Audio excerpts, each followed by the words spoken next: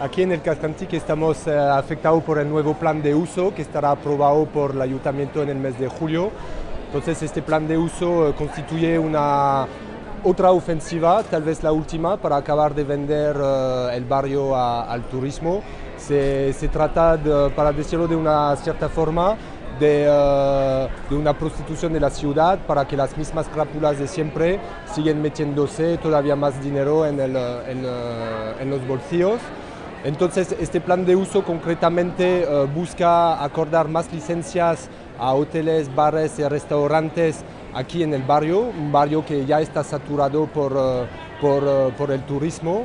Y entonces aquí desde la Asociación de Vecinos, la SOCI, y desde un colectivo que estamos montando que se llama La Plebe del Cascantic, pensamos que es importante organizar una respuesta y un frente de resistencia a este plan de uso. Entonces cuando hablamos de respuesta y de resistencia nos referimos claramente a nuestra acción directa, al poder que somos capaces de tomar y a la manera con la que nos estamos organizando desde en las calles. Como primera iniciativa desde el colectivo La Plebe del Cascantic proponemos una ruta aquí en el barrio el sábado 8 de junio a las 6 de la tarde, ruta en la cual vamos a señalar varios puntos polémicos y muy emblemáticos de lo que está pasando aquí en el barrio.